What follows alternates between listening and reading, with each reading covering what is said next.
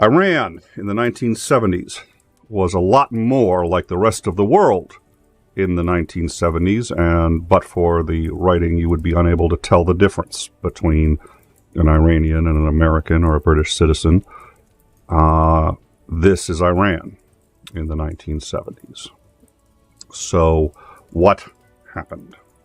Well, a lot, and it's not easy to condense. We could do an entire show on the history, and we are going to be doing a nick of time on that.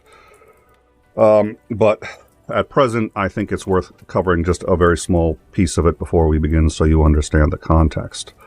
In the 1950s, Iran was a democratic country. It was the, that wasn't the name of it either back then, but it was a democratic country. And it was very successful with oil and had a number of oil contracts with a number of countries, including with Russia and most particularly with the UK through a company that would later be known as British Petroleum. Now, British Petroleum was making a tremendous amount of money from Iranian oil, and the Iranians were earning, if I recall, 16% of that. It was their oil, but the Brits were processing it, were refining it, and shipping it, and the Brits were taking the vast majority of the profits. At one point, Iran wanted to renegotiate, and the UK said no. So Iran nationalized their oil and refused to work with British Petroleum anymore, or with the UK. The UK then responded by basically cutting off all oil and issuing not an embargo, but they basically banned oil from Iran from the market, and it was brutally effective in crippling Iran's economy.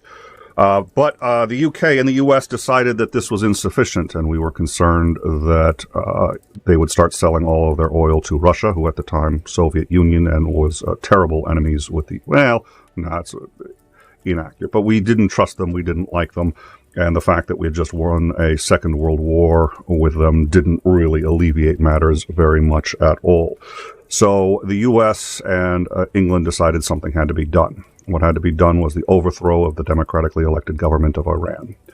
This was the first major successful coup operation by the CIA. It was later finally acknowledged and admitted to in August of 2016 by the US, that released thousands of internal documents describing how the CIA overthrew the democratically elected government of Iran in 1952.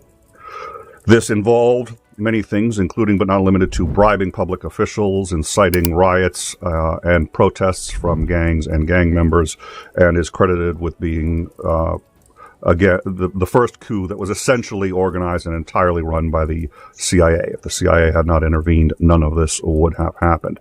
We installed the Shah to run the country, and his policy was very simple. He loved Iran. He was for Iran, but Iran was a distant second to the United States, which was his major priority. He had no objection to helping Iranians, and actually did some pretty decent things in some cases for the country of Iran. But he was a dictator. It was a dictatorship, and you did as you were told. He was not elected, and he had been installed. It was a puppet government put in by the United States.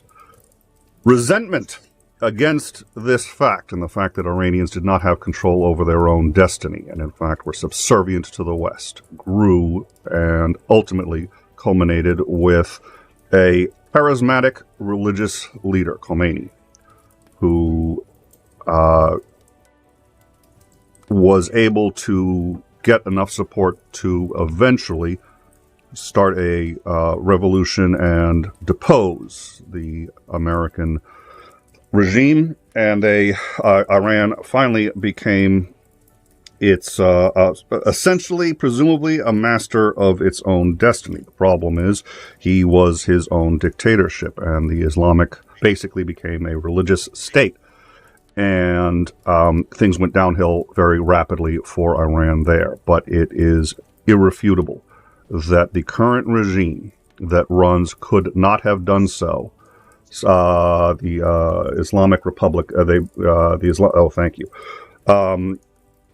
this regime would not be in place if the democratic state of Iran had been allowed to continue. The Iranians ultimately voted for a dictator to rule them, and they voted by overthrowing that government. But the dictator that they went for was at least a dictator of Iran who put Iranians first, as brutal as he is and as terrible as he is. And I don't think anybody anticipated this, but this came only as a revolt against an illegal American government that had been installed.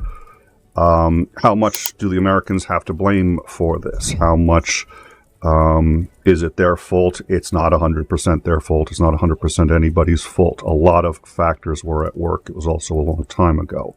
But I don't think we can have an honest and fair discussion about where they are today without acknowledging how and why there's resentment against the U.S. and how the current Ayatollah has used that resentment by reminding everybody that the U.S. has interfered in Iran catastrophically for a long time. And as long as Iranian civilians are in the streets burning American flags, chanting, "We hate America," for which they have a lot of right to be angry, as long as they're doing that, they're not overthrowing their government. In much the same way that China encourages and fosters resentment towards Taiwan. Every time somebody wants to criticize the leader of China, oh, but let's look at Taiwan.